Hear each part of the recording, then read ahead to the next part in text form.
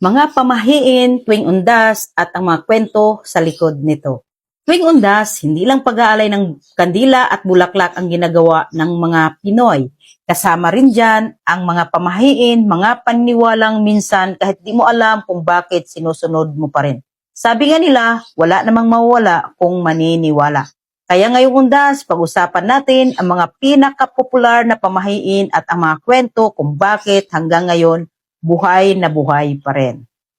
Una, wag daw magwalis o maglaba sa undas. Sabi ng matatanda, bawal daw maglaba o magwalis tuwing undas. Bakit daw? Kasi baka mapaalis mo ang kaluluwa ng mga mahal mo sa buhay na bumibisita. Para bang sinasabi mong, oy, umalis ka na, wag ka dito. Kaya kung tutuusin, wag ka nang maglinis. May dahilan pala yon. Pero sa totoo lang, hindi lang pamahiin ito. Isa rin itong paraan ng mga ninuno natin para makapagpahinga naman ang pamilya sa araw ng panggunita. Hindi mo kailangang maging abala. Magpahinga, magdasal, alalahanin. Pangalawa, bawal umuwi agad pagkatapos ng sementeryo. Bawal daw dumiretso ng uwi galing sementeryo. Dapat daw dumaan muna sa ibang lugar o magpalipas muna ng oras. Ang sabi, baka raw may sumabay sa iyo pa uwi. Naalala ko nga dati, may kapitbahay kami. Dumiretso sa bahay galing sementeryo. Kinabukasan daw may narinig na yabag sa hagdan. Isa bahay nila, wala namang hagdan. Ayun, mula noon, kahit convenience store lang, dumadaan muna sila. Pamahiin man o hindi, minsan mas okay nang makasigurado.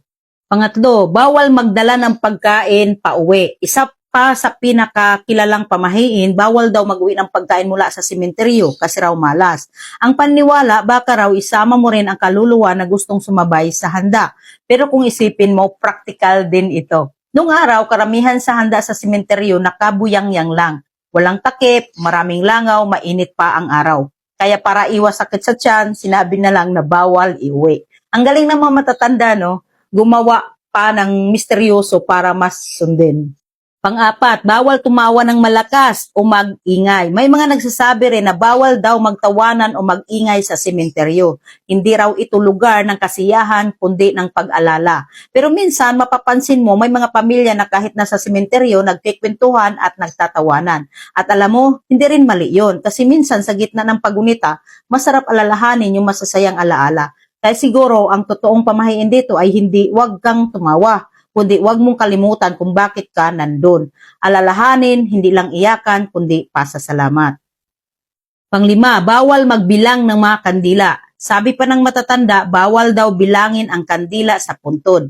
Bakit? Kasi daw parang binibilang mo na rin ang mga susunod na mamamatay. Creepy, no? Pero kung titingnan mo sa simbolismo, parang paalala lang din yan na ang kamatayan ay hindi dapat sinusukat kundi ginagalang. Kasi lahat tayo darating dyan. Kaya habang buhay ka pa, gamitin mo yung oras mo para magmahal, magpatawad, at magpasalamat. Ang mga pamahiin, minsan totoo, minsan gawa-gawa lang. Pero ang pinaka-importante yung intensyon sa puso mo. Kung alay man yan ng bulaklak, dasal o simpleng pag-alala, ang mahalaga na alala mo pa rin sila. Kasi ang mga pumanaw, hindi naman talaga nawala. Hanggat may nagmamahal, hanggat may nag-aalay ng kandila, buhay sila dito sa puso natin. Kaya ngayong undas, alalahanin mo, hindi lang pamahiin ang sinusunod, kundi ang pagmamahal. Ikaw, may pamahiin ka pa ba na alam mo patungkol sa undas? Comment mo para malalaman din ng iba.